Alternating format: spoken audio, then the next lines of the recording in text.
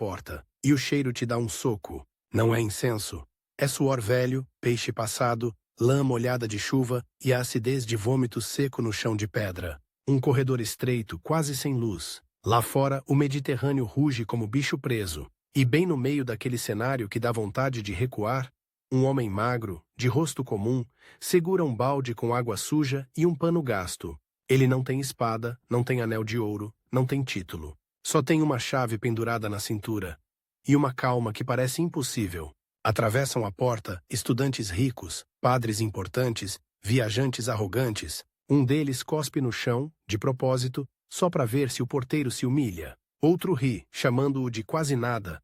E o homem, em vez de revidar, abaixa o corpo, esfrega a pedra e ainda oferece um copo d'água. Satisfação. Sim, é essa história, essa vida real. Esses são Afonso Rodrigues que você veio encontrar, sem enganação. Interesse, porque alguém escolheria ser pisado, e mesmo assim, virar santo e mexer com o Brasil séculos depois, e a pontada de repulsa.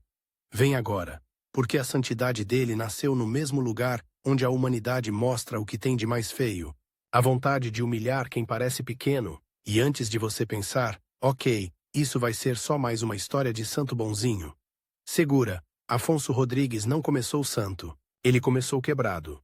E o rival dele não foi um inimigo distante, em campo de batalha. Foi alguém que dormia na mesma cidade, comia a mesma comida, conhecia o mesmo cheiro do mercado e tinha um prazer especial em lembrar-lo todos os dias de que Afonso era menos. A vida de Afonso começa em 1533, numa Espanha que ferve.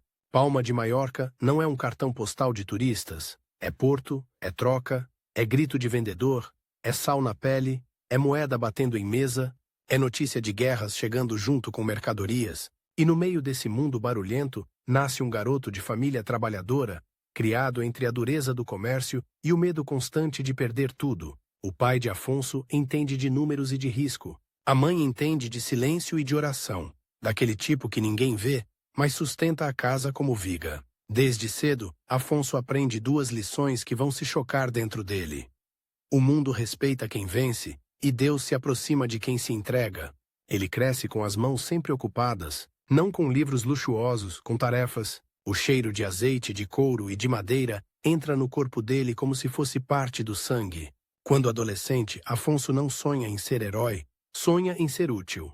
Quer provar que consegue subir um degrau, ganhar respeito, deixar de ser só mais um na multidão do porto, e é aí que aparece o primeiro brilho e a primeira sombra. Afonso se torna aprendiz no comércio, aprende a barganhar, a medir tecido, a ler a cara de quem mente. Aprende também que existem homens que não negociam só mercadoria, negociam dignidade, gente que aperta a garganta do outro com um sorriso, como se dissesse, se você quer sobreviver, engole. Entre esses, surge um nome que vai grudar na história como espinho. Um concorrente mais velho, mais rico, mais influente. Vamos chamar de Gaspar.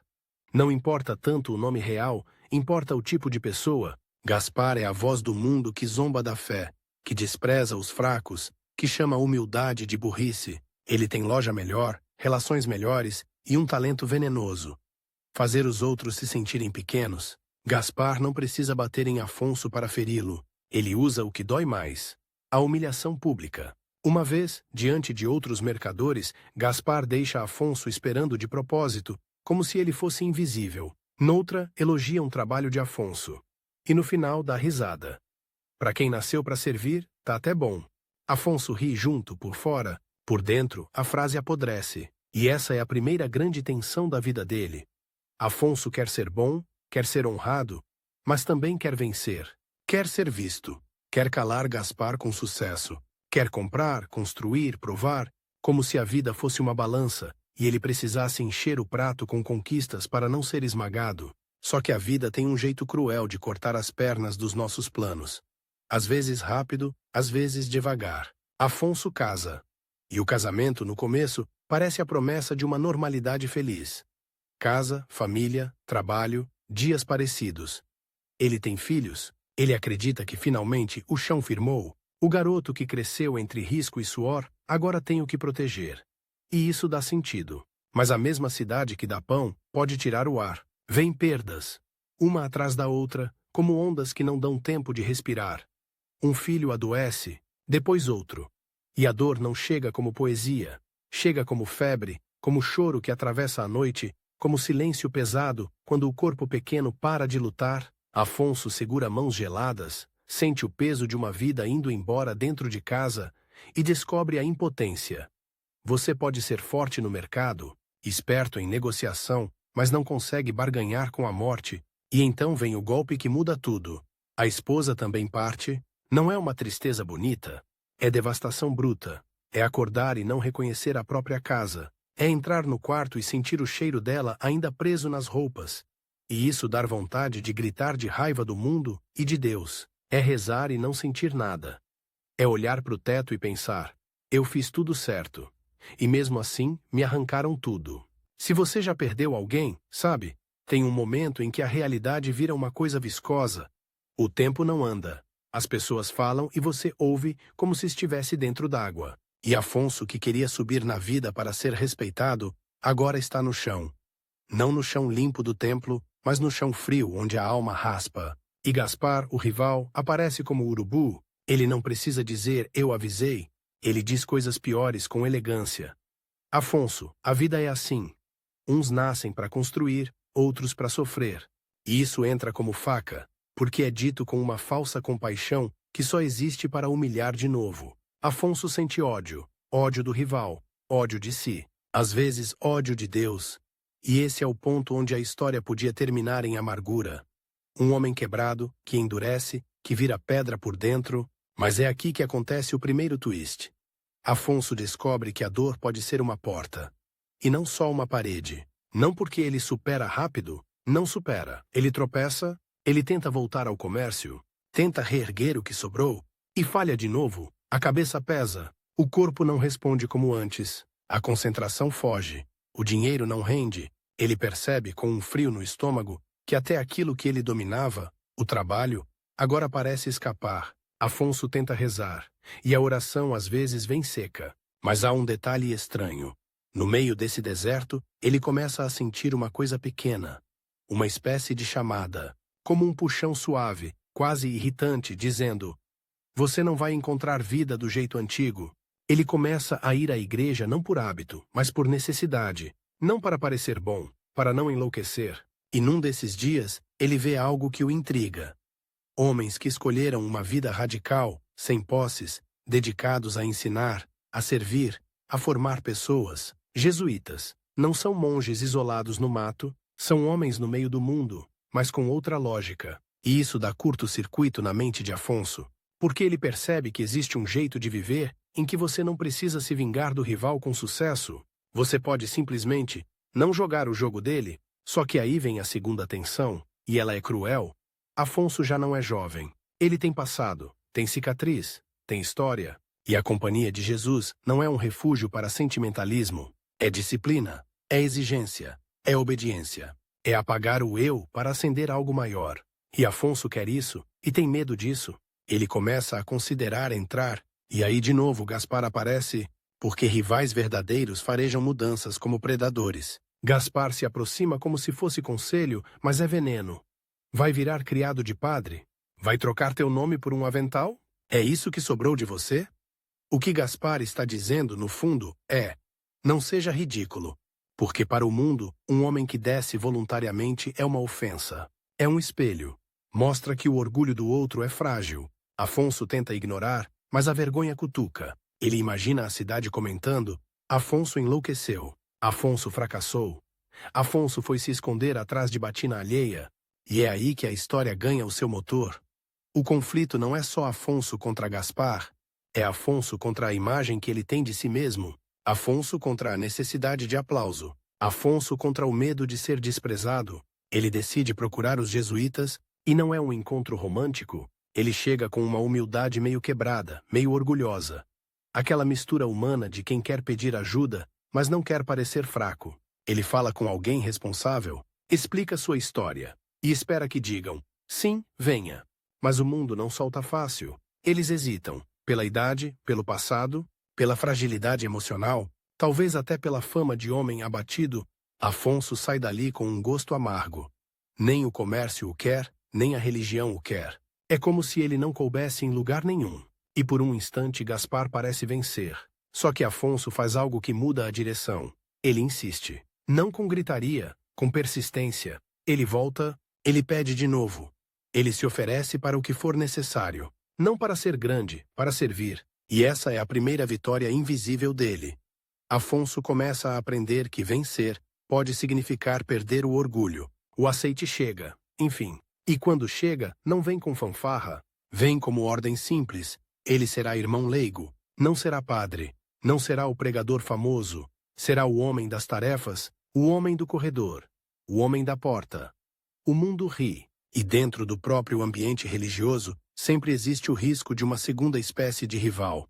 Aquele que se acha melhor por ter mais estudo, mais poder, mais voz. Afonso sente isso nos olhos de alguns, gente que o vê como o simples, gente que o reduz ao avental, e de novo Gaspar, lá fora, espalha comentários.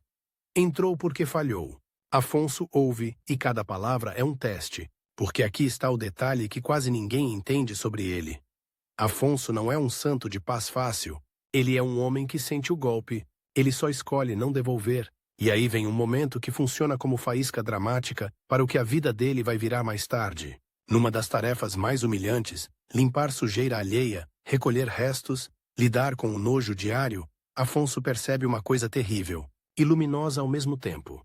Existe uma liberdade absurda em não precisar ser respeitado. Porque se você não vive mais para sustentar a própria imagem, o rival perde o poder. Gaspar pode zombar o quanto quiser. Afonso, pela primeira vez, não precisa reagir. Essa liberdade não é euforia. É uma calma construída em cima de dor, uma calma que custa caro, mas é real. E o jovem Afonso que queria subir começa a morrer aos poucos, não no corpo, no ego. E isso para o mundo é derrota. Para Afonso, é começo. Só que eu te prometi uma história dinâmica, com tensão crescente, e ela não vai te deixar confortável, porque a porta que Afonso vai guardar não será apenas madeira e ferro. Vai ser uma espécie de fronteira entre o orgulho e a graça, entre a crueldade humana e a possibilidade de misericórdia, e a juventude dele, tão cheia de ambição e perdas, vai virar munição para um tipo de missão que ninguém vê chegando.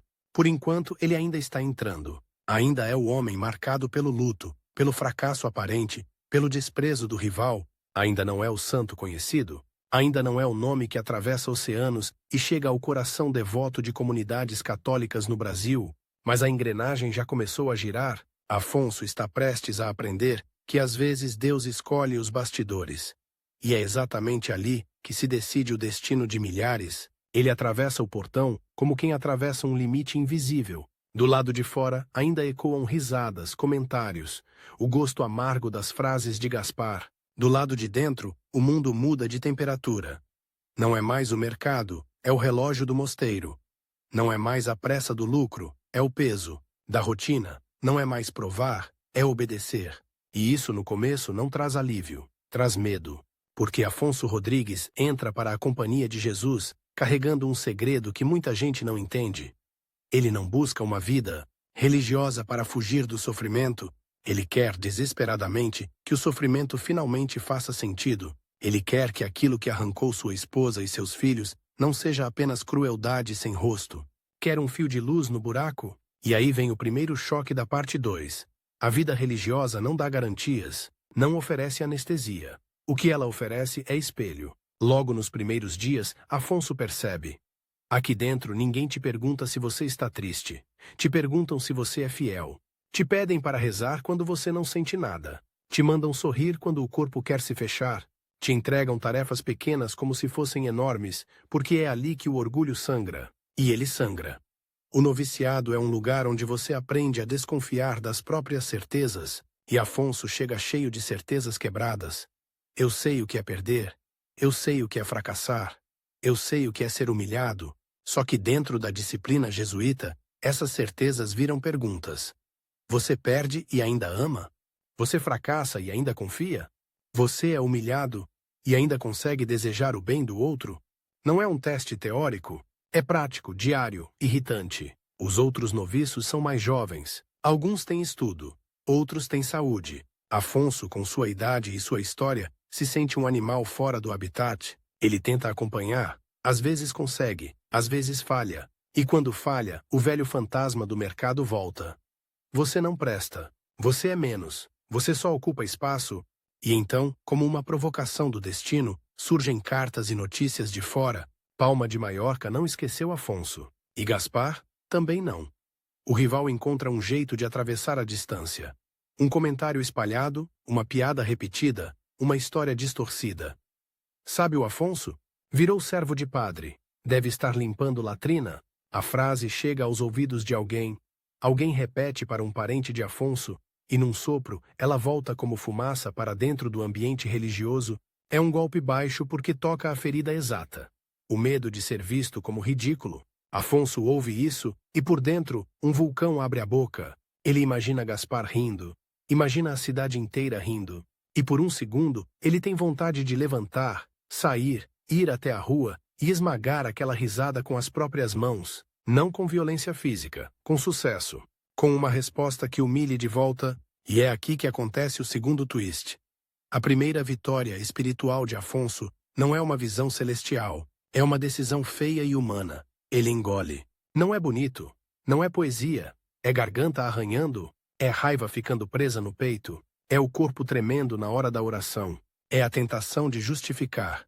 Eu fiz isso por Deus, mas também quero que eles saibam que eu não sou um lixo. E Afonso descobre algo perigoso. Dentro da fé também existe vaidade. Você pode querer ser santo para ser admirado. Pode querer ser humilde para parecer humilde. Pode servir para que alguém diga que exemplo. E isso é o mesmo veneno de Gaspar, só que com capa religiosa. Então o conflito se aprofunda. O rival não está apenas fora. Ele se instala dentro de Afonso como um sussurro, usando a voz do orgulho, e aí entra o método jesuíta como lâmina. O exame diário, a disciplina, a obediência. Não é um romance místico. É treinamento de alma. Afonso começa a fazer uma coisa que parece simples, mas é brutal.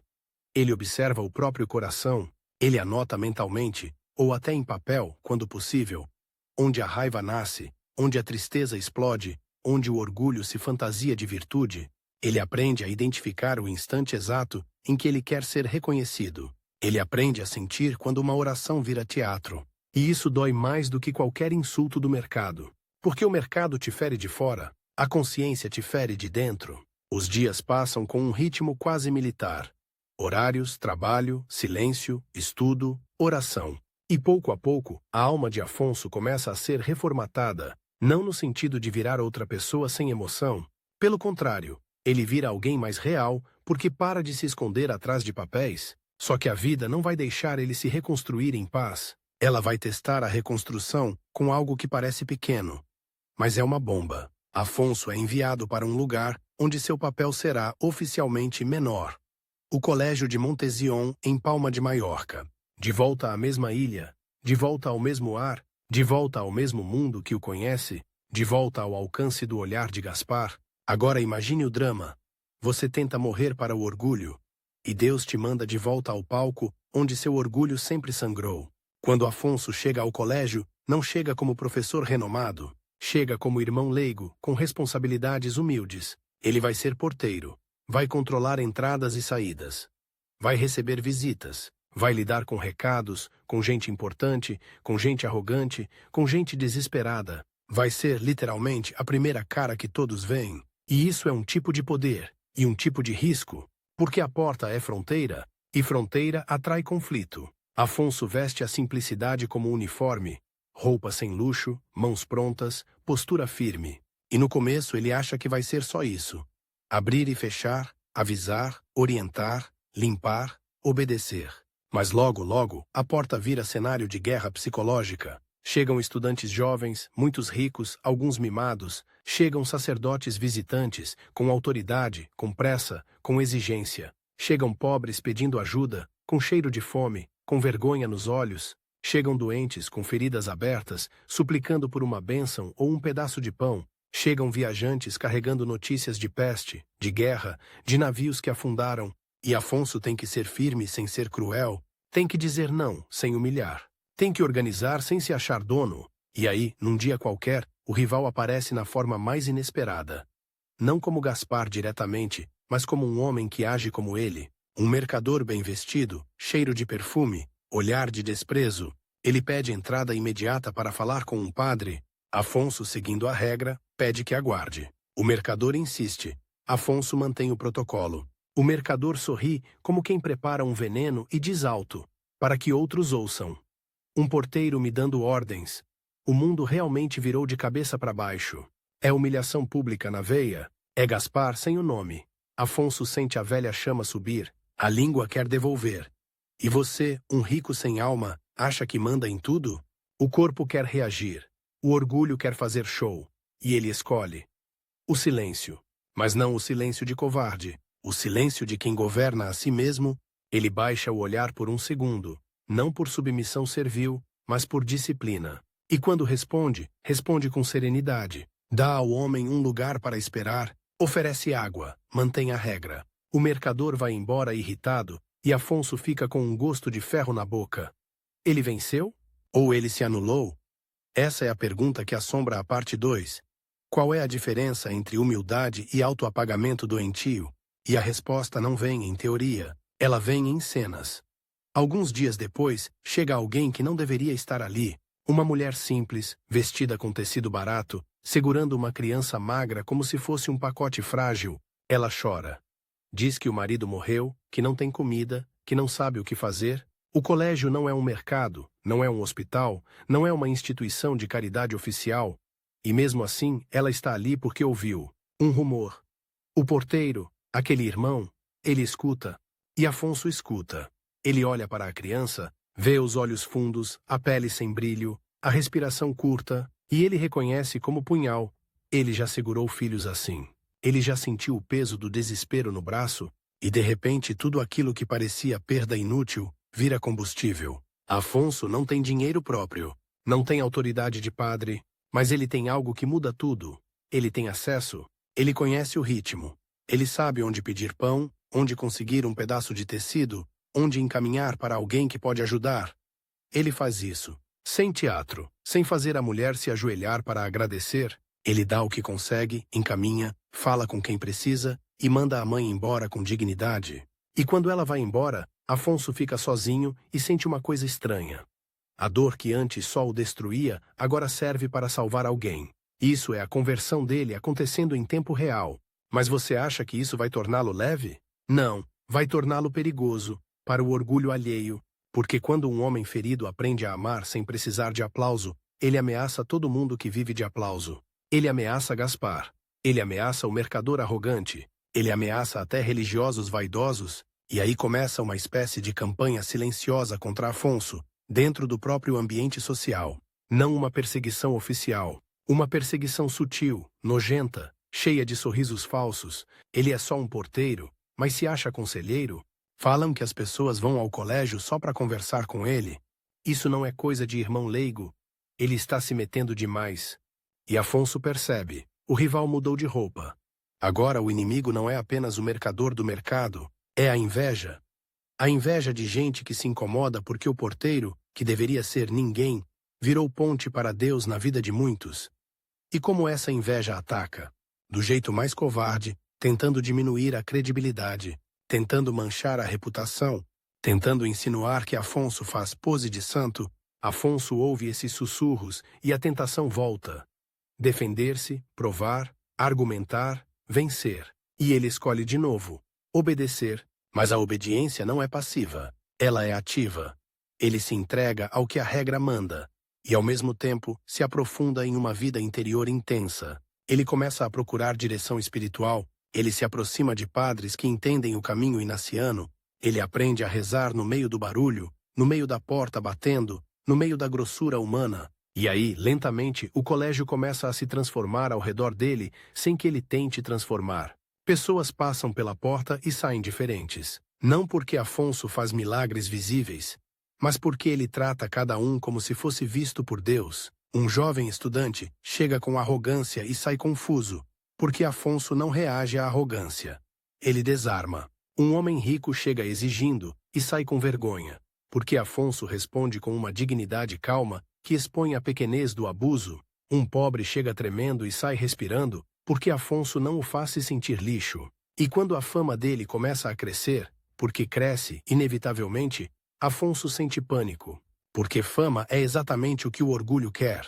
Ele tenta se esconder na rotina, tenta ser ainda mais simples, e isso gera um efeito colateral perverso.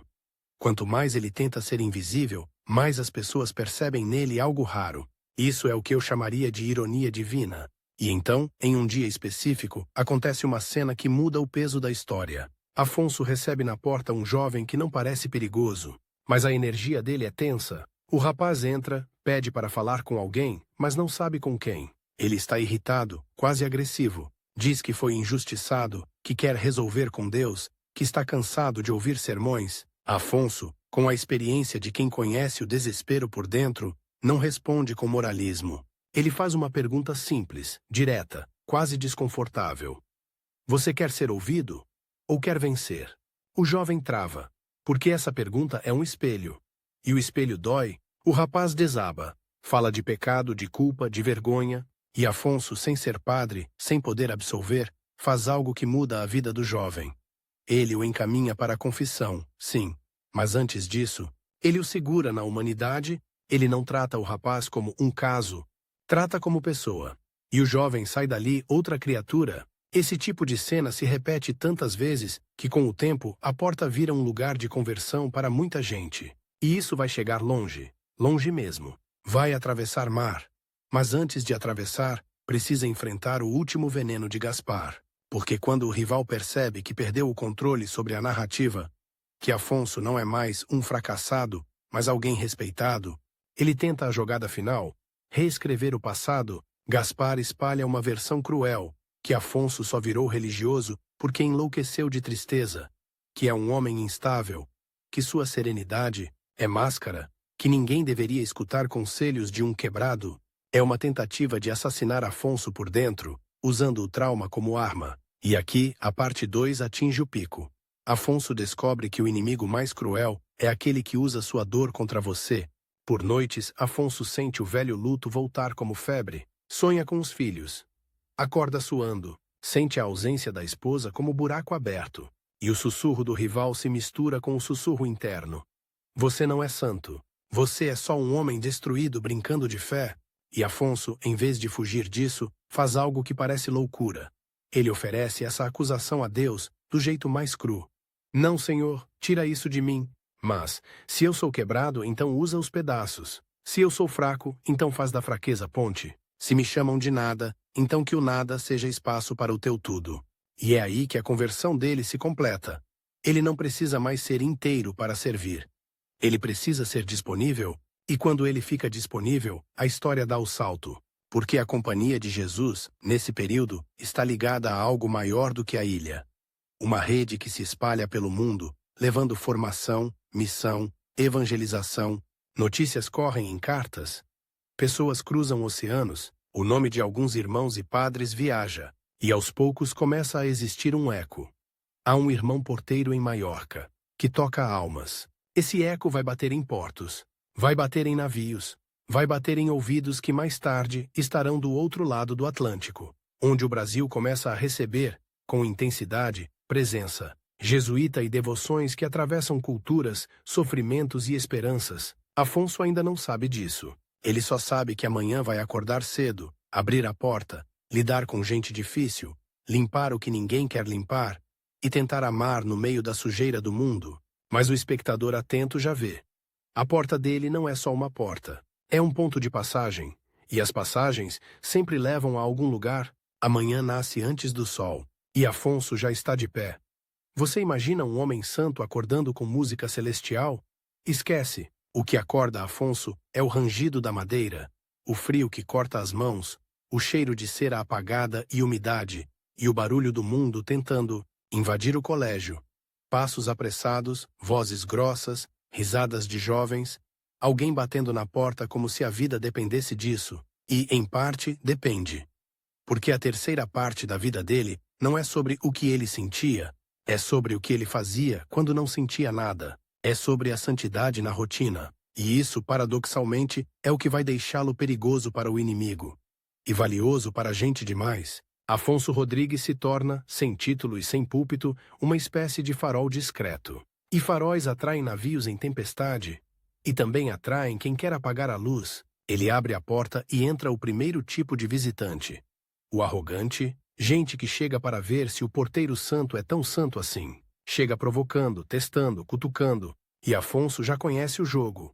É o jogo de Gaspar, reciclado em outros rostos. A regra é simples. Se ele perder a calma, eles provam que ele é fraude. Se ele se defender, eles provam que ele é orgulhoso. Se ele se humilhar, eles provam que ele é ridículo. É um triângulo venenoso. Qualquer reação vira munição. Então Afonso usa uma arma que irrita o orgulho alheio.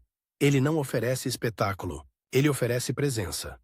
E aqui eu preciso te mostrar como isso parece na prática, porque é aí que a história ganha velocidade. Um estudante rico entra rindo com um grupo. Um deles deixa cair, sem querer, uma moeda no chão e diz: "Irmão, pega pra mim." O grupo observa como quem assiste um animal no circo. Afonso pega a moeda, mas não como servo humilhado. Ele pega com tranquilidade, limpa a moeda com um pano, devolve e diz com um sorriso leve, quase infantil: "Cuidado. Coisas pequenas escorregam fácil." A frase parece inocente, só que corta como lâmina, chama o orgulho de coisa pequena. O grupo dá risada, mas a risada sai fraca, porque eles sentiram. E aí surge o segundo tipo de visitante, o quebrado. Esse não vem para testar, vem para não morrer. Chega homem com cheiro de vinho e desespero, tremendo, dizendo que não aguenta mais. Chega mulher com olho roxo escondido sob véu, falando baixo para ninguém ouvir. Chega mãe sem leite, criança chorando, e o choro ecoa pelo corredor como acusação. Afonso ouve tudo isso sem teatralizar, não promete soluções mágicas, ele faz o que pode. Encaminha para quem pode ajudar, procura pão, escreve recados, organiza encontros com sacerdotes quando é preciso confissão ou orientação. Mas a coisa mais chocante, e isso é um fato emocional, não estatística, é que muita gente vai ao colégio não para falar com padres, mas para falar com o porteiro. Isso parece absurdo aos olhos do mundo, e é aí que o conflito explode, porque dentro de qualquer instituição, por mais sagrada que seja, existe política, existe inveja, existe disputa de influência. E quando um irmão leigo começa a atrair pessoas, alguns se incomodam. Eles não dizem "tenho inveja", eles dizem "isso não é apropriado". Isso gera confusão, isso foge das funções dele. E um rival interno começa a tomar forma, não Gaspar, alguém de dentro, um homem que enxerga Afonso como ameaça à hierarquia, à ordem, ao prestígio. Vamos chamar esse rival interno de Padre Hernando. Também aqui, não importa tanto o nome, importa o perfil. Hernando é disciplinado, inteligente, respeitado e profundamente ferido pelo fato de que um simples porteiro recebe a atenção que ele acha que deveria ser direcionada aos sacerdotes. Hernando não ataca Afonso de frente. Seria feio. Ele ataca com zelo. Ele observa, anota mentalmente, questiona decisões pequenas, critica detalhes. Por que você deixou essa pessoa esperar menos? Por que você falou tanto tempo com aquele visitante? Por que você encaminhou aquele caso ao Padre X e não ao IB?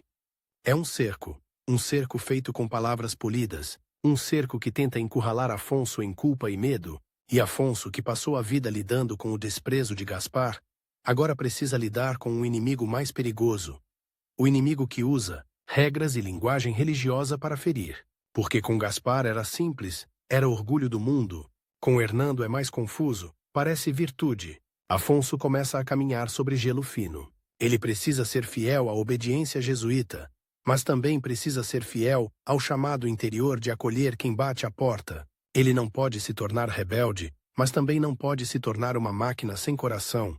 E como se isso não bastasse, o mundo lá fora piora. Epidemias passam pela Europa em ondas, como uma sombra que visita casas sem pedir licença. A pobreza aumenta em certos períodos. A violência doméstica é normalizada. Crianças são vendidas como mão de obra. A rua tem fome e a fome não é romântica. Ela cheira mal, ela grita, ela rouba. E tudo isso bate na porta do colégio. Afonso vê feridas abertas, vê dentes caindo, vê gente urinando sangue, vê homens delirando de febre, vê mulheres com as mãos inchadas de trabalho e frio, com a pele rachada e os olhos vazios. E o que ele faz? Ele aprende a celebrar sem altar. Você quer saber como é o processo de Bogoslujenie e Propovedovanie de Afonso Rodrigues, se ele nem padre era? É isso. O culto dele é o corredor. O sermão dele é o olhar. A liturgia dele é um pão dividido. A homilia dele é uma frase curta que fica martelando na cabeça de alguém por semanas. E atenção, porque aqui vem um dos pontos que faz Afonso ser tão lembrado depois. Ele tinha um dom incomum de aconselhar com simplicidade cortante. Afonso não faz discursos longos, ele usa imagens. Ele fala como quem sabe que a alma, às vezes, só consegue engolir uma frase por vez. Para um jovem atormentado por desejo e culpa, ele diz algo como: você não é o seu impulso. Você é o que escolhe quando o impulso passa. Para um homem que se acha perdido, ele diz: Deus não te segue porque você é bom. Ele te segue porque você está vivo. Para alguém que quer se vingar, ele diz: vingança é beber veneno, esperando que o outro morra. Essas frases não são fofas. Elas batem. Elas incomodam. Elas obrigam escolha. E é exatamente isso que irrita Padre Hernando. Porque Hernando quer controle, quer método. Quer que as pessoas venham aos canais oficiais, quer que a influência seja previsível. Afonso é imprevisível, porque ele é livre. E liberdade desconcerta o poder. Então Hernando arma a primeira grande tentativa de derrubá-lo. Um dia, Afonso atende um visitante importante, um benfeitor do colégio, um homem com dinheiro e reputação. O homem chega com pressa, exige ver um padre específico. Afonso sabe que esse padre está ocupado, talvez em confissão, talvez em reunião. Afonso pede que aguarde. O benfeitor se irrita. Ele acusa Afonso de desrespeito. Afonso mantém a calma. O homem vai embora furioso. Horas depois, Hernando aparece com o rosto sério, carregando a reclamação como se fosse prova criminal, e fala com Afonso em tom de correção espiritual. Veja o dano que você causou. Pessoas assim sustentam a obra. Você se acha mais importante que os padres? Você decide quem entra e quem sai? Isso é um ataque direto à identidade de Afonso. E tem uma armadilha. Se Afonso se defende, parece orgulhoso. Se Afonso cala, parece culpado. Afonso respira. E responde com uma frase que é ao mesmo tempo humilde e devastadora. Padre, eu não decido quem entra e quem sai. Eu só tento não deixar o pecado entrar comigo. Essa resposta não é insolência. É confissão de vigilância interior. Mas para Hernando soa como afronta.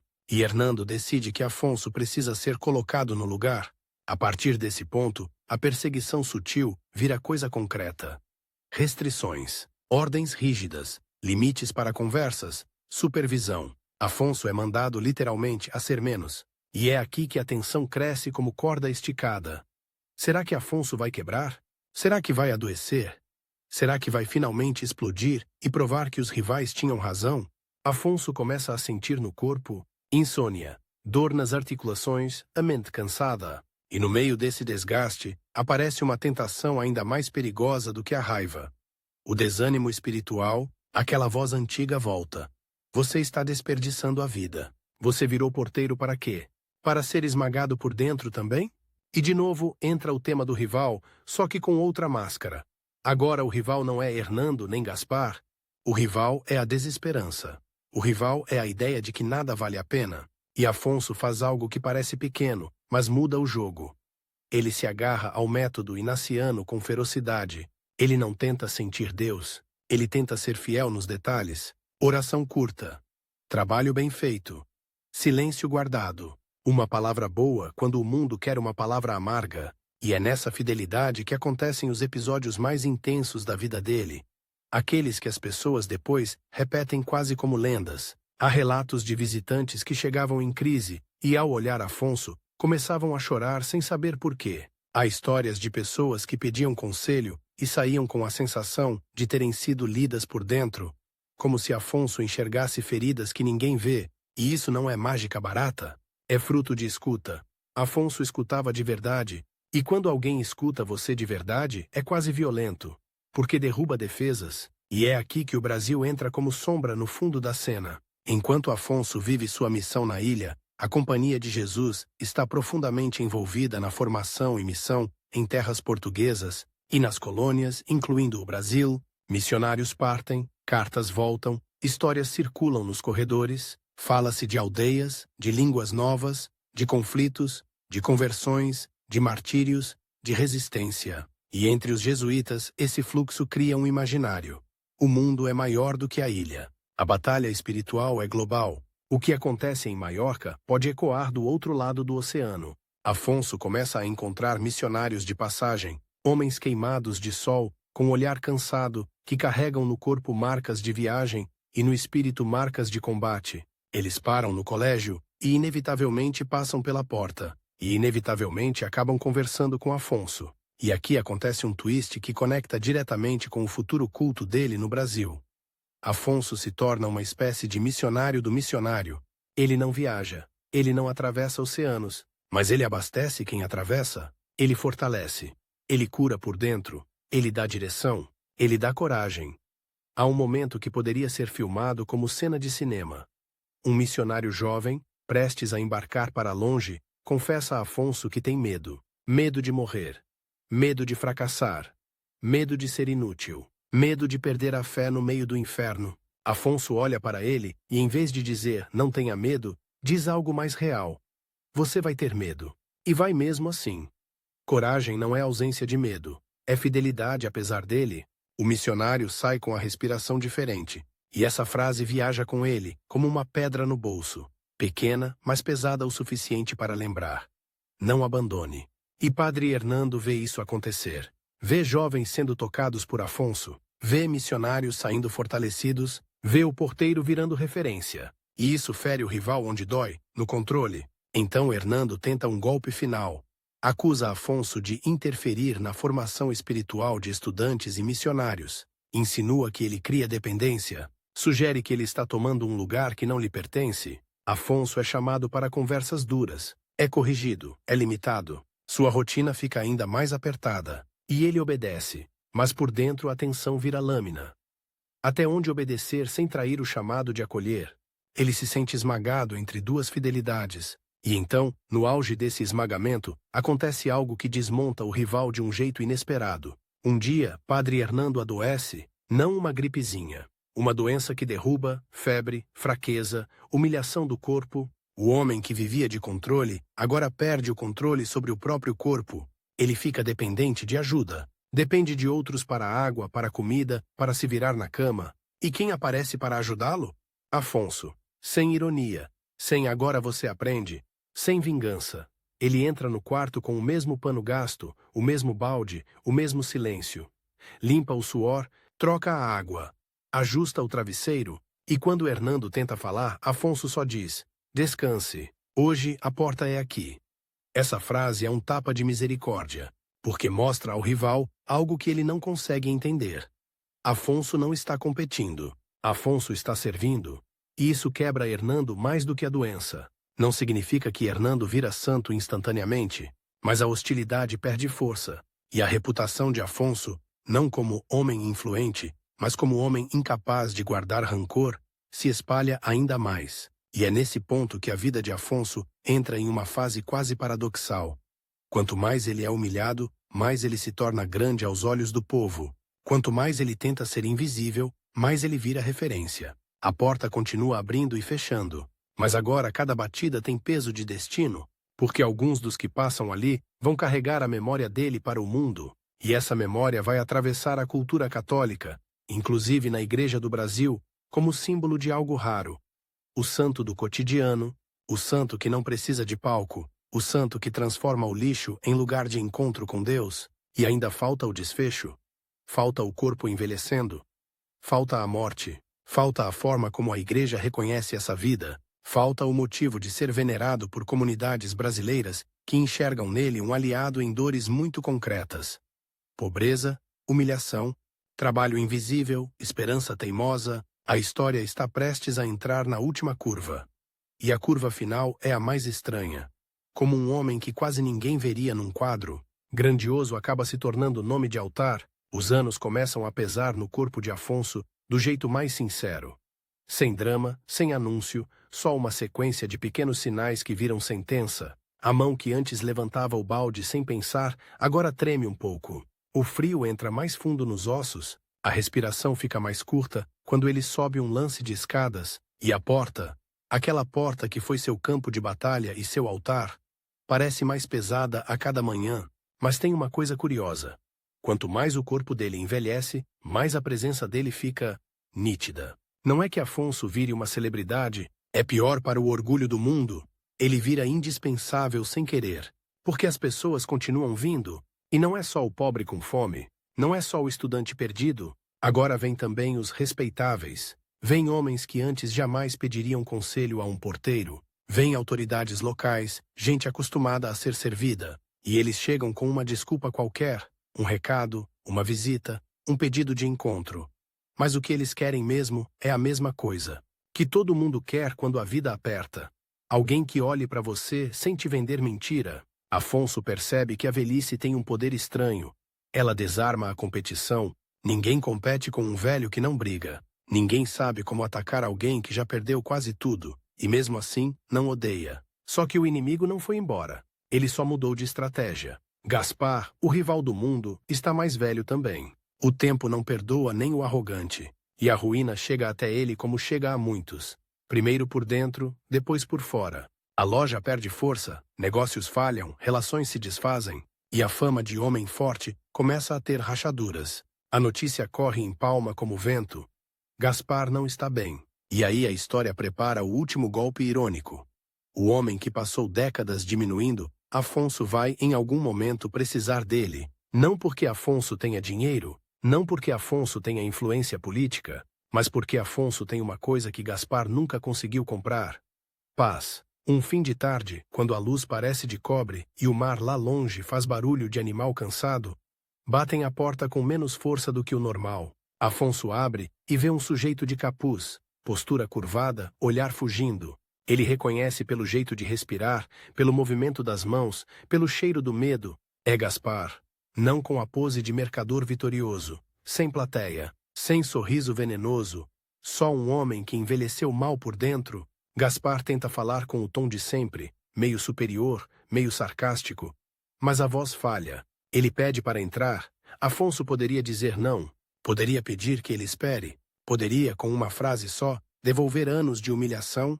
E aqui está o momento em que a história poderia virar vingança santificada. Aquela fantasia de agora eu te mostro. Mas Afonso abre a porta como se abrisse para qualquer pessoa. E isso por si só é uma humilhação para Gaspar. Não porque Afonso o humilha, mas porque recusa participar do jogo.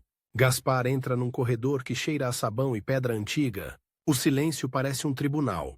Eles ficam frente a frente. O rival tenta dizer alguma coisa sobre negócios, sobre vida, sobre como o mundo é injusto, mas as palavras vêm tortas. O orgulho dele procura uma saída honrosa. Não acha. E então, com um movimento que parece arrancar carne de dentro, Gaspar solta: eu te vi sendo pisado. E você não virou o que eu virei.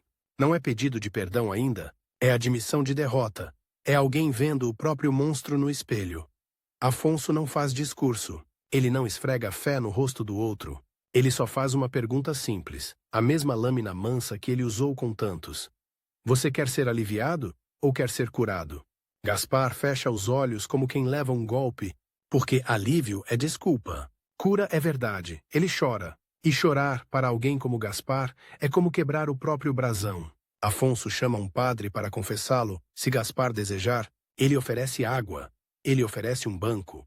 Ele oferece dignidade. E quando Gaspar vai embora, mais leve, não porque está salvo por mágica, mas porque pela primeira vez largou o peso do orgulho, a notícia não se espalha como fofoca. Não precisa. Afonso sente dentro de si uma coisa quase indecente. Um pedaço do passado foi finalmente desarmado, não por vingança, mas por misericórdia. E esse encontro silencioso acende o último grande tema da vida dele. A santidade não é ganhar do inimigo, é transformá-lo, se possível, ou pelo menos não virar igual. Só que a vida não dá tempo de saborear muito. A saúde de Afonso piora. E agora aparecem cenas que são difíceis de engolir, não por serem grandiosas, mas por serem físicas, humanas, um pouco repulsivas, como no começo da história, porque santos também têm corpos que falham, e a falha do corpo é um lembrete cruel de que você não controla nada. Ele começa a ter febres, a pele fica mais fina, o estômago rejeita comida, o sono vira um campo de batalha. Às vezes ele não consegue ficar de pé por muito tempo e a porta precisa de ajuda. Ele aceita ajuda. E aceitar ajuda é outra morte do orgulho. O homem que sempre serviu agora é servido. Alguns acham que isso vai tirar Afonso de cena, mas acontece o contrário. É como se a fragilidade dele deixasse ainda mais claro o essencial. Quando Afonso já não consegue trabalhar como antes, ele passa a ficar mais recolhido. E mesmo assim as pessoas tentam se aproximar, querem uma palavra, um olhar, um gesto. Querem tocar a mão dele, como se ali houvesse uma fonte. E é aqui que a história ganha sua última curva dramática. Afonso, que sempre evitou ser visto como milagreiro, começa a ser tratado como intercessor ainda em vida. Ele resiste. Ele tenta desviar. Ele insiste que Deus age, não ele. Mas o povo é teimoso, principalmente quando encontra algo que parece raro. Alguém que sofre sem amargura. Uma mulher chega dizendo que o filho está doente. Ela não pede explicação teológica, ela pede esperança. Afonso não promete cura. Ele só diz: vamos colocar essa dor nas mãos de Deus, porque nas nossas ela vira pedra. E ele reza com ela. E a mulher vai embora com os ombros menos esmagados. Se a doença passa ou não, não é a única coisa que importa. O que muda é que ela não está mais sozinha. É esse tipo de milagre que Afonso espalha. O milagre de devolver humanidade. E enquanto isso, cartas continuam cruzando o mundo jesuíta. Missionários que passaram por Palma lembram dele com uma intensidade quase assustadora. Eles escrevem sobre o irmão porteiro que lhes deu coragem. Eles contam histórias de conselhos simples que salvaram vocações, evitaram quedas, impediram que homens desistissem no meio do caminho. Essas cartas viajam. E, inevitavelmente, algumas chegam ao eixo português. E dali ao Atlântico. E é aqui que o Brasil começa a entrar com o peso total. O catolicismo no Brasil nasce e cresce marcado por contrastes brutais. Fé e violência, beleza e miséria, festa e sofrimento, promessa de céu e inferno muito concreto na terra. Nas cidades e nos engenhos, nas missões e nas aldeias, há gente que trabalha até o corpo ceder. Gente que é tratada como coisa. Gente que é invisível. Há também um catolicismo popular que busca santos não como troféus distantes, mas como companheiros de estrada. E quando o nome de Afonso Rodrigues começa a circular, o porteiro, o servidor, o homem do bastidor, ele encontra um lugar natural, no coração de quem vive bastidores. No Brasil, muita gente não se vê nas figuras de poder, se vê no trabalhador cansado, na mãe que carrega o mundo no colo, na pessoa que serve e não é notada. E Afonso, sem nunca ter pisado no Brasil, começa a ser sentido como um dos nossos. Alguém que entende a humilhação, a pobreza, os índios e silêncio, e não trata isso como lixo espiritual. É por isso que ele ganha vida na devoção. Porque ele não é santo de pedestal, é santo de corredor. Mas antes de virar devoção, ele precisa morrer. E a morte dele não vai ser um espetáculo bonito. Afonso entra nos últimos dias com consciência de que o fim está perto. Há um tipo de lucidez em quem viveu assim. Ele não precisa fingir coragem. Ele não precisa posar de forte. Ele só precisa ser fiel até o último suspiro. Numa noite, o colégio está mais silencioso do que o normal. O vento bate do lado de fora e a porta, aquela porta, faz pequenos estalos como se respirasse. Afonso está deitado, fraco, olhos fundos, pele quente de febre. Um irmão se aproxima com água. Afonso tenta agradecer, mas a voz sai pequena. E então ele pede algo simples, quase infantil. Deixem a porta, em paz. Não é sobre madeira, é sobre missão. É como se ele dissesse: que continuem acolhendo, mesmo sem mim. Os jesuítas ao redor entendem que a vida dele foi uma lição viva sobre o coração da companhia. Formar, servir, sustentar, enviar. Muitas vezes sem glória. Afonso reza pouco em palavras, reza mais em presença. E no fundo, a última batalha dele é a mesma de sempre. Não deixar que o medo ou a vaidade tomem o lugar da confiança. Em algum momento, alguém menciona pessoas que ele ajudou. As conversões, as vocações, os missionários, talvez até cite nomes. Afonso ouve e faz um gesto mínimo de negação, como quem diz: não me coloquem no centro. E aí vem o último twist. A morte dele, em vez de apagar a luz, parece acendê-la. Quando Afonso morre, em 1617, a notícia corre pela ilha com um tipo de urgência que não costuma acompanhar um simples irmão. Gente aparece, gente quer ver, quer tocar o hábito, quer ficar em silêncio perto do corpo, quer agradecer, quer chorar. E aparece também quem antes o desprezava, porque a morte tem um efeito cruel. Ela obriga a honestidade. O corpo de Afonso finalmente é só corpo, e isso elimina a competição. Ninguém disputa com um morto, mas o que ele deixou vivo, isso é impossível de negar. É aqui que a lembrança dele começa a se organizar como história. E história vira tradição. Tradição vira culto. Culto vira veneração. Com o tempo, a Igreja reconhece oficialmente aquilo que o povo já pressentia. Afonso não foi um bom funcionário religioso, foi alguém que viveu virtudes com radicalidade. Humildade real, caridade prática, obediência sem servilismo, paz sem anestesia, e esse reconhecimento não nasce só de relatos doces. Nasce também do contraste. O mundo queria que ele fosse insignificante. A vida dele provou o contrário. E então, aos poucos, o nome dele entra na geografia da fé. Orações, igrejas, devoções, imagens. A figura do porteiro com a chave vira símbolo. A chave não é decoração, é metáfora. Porque Afonso é lembrado como aquele que abre portas. Não portas físicas, mas portas de retorno, de vocação, de reconciliação, de coragem. E isso explica com precisão o porquê de ele ser tão querido também no Brasil. No Brasil, a fé católica popular costuma ser concreta. Ela pede proteção no trabalho. Ela pede força para a família. Ela pede luz para decisões difíceis. Ela pede amparo para o invisível. E Afonso Rodrigues, por sua história, vira patrono afetivo de quem vive nas margens do reconhecimento. Ele fala com quem trabalha na porta, porteiros, vigilantes, zeladores, domésticas, gente que sustenta lugares sem ser vista. Quem cuida do que os outros não querem. Doentes, idosos, crianças, feridos. Quem precisa de coragem para continuar sem aplauso. Quem luta com humilhação e quer sair dela sem virar amargo. Quem sente que o mundo é um mercado cruel e quer aprender outro tipo de vitória. Além disso, há um detalhe poderoso para a Igreja do Brasil. A tradição jesuíta foi decisiva na formação religiosa e cultural em muitas regiões, e dentro da espiritualidade inaciana, figuras como Afonso mostram o lado menos heróico e mais essencial da missão.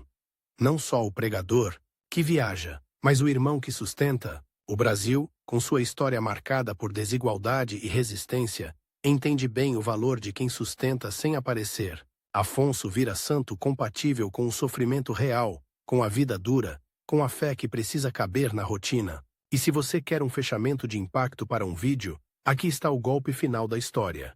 Gaspar viveu tentando diminuir Afonso para se sentir grande. Hernando viveu tentando controlar Afonso para manter ordem e prestígio. O mundo viveu tentando encaixar Afonso numa caixa de insignificância. E Afonso venceu, perdendo. Ele perdeu status, perdeu aplauso, perdeu a chance de provar alguma coisa para quem o humilhou.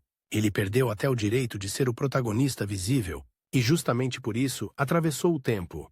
Porque no fim, quando tudo apodrece, poder, dinheiro, reputação, o que sobra não é quem falou mais alto, é quem amou no lugar onde ninguém queria amar, no corredor sujo, no cheiro ruim, no contato com a miséria humana, na hora em que você tem 1000 razões para endurecer. Afonso Rodrigues não virou santo por ser perfeito, virou santo porque, quando a vida tentou transformá-lo em pedra, ele escolheu virar ponte. E talvez seja por isso que séculos depois, do outro lado do oceano, tanta gente no Brasil ainda sussurra o nome dele como quem procura uma chave, não para abrir uma porta de madeira, mas para abrir uma porta dentro de si.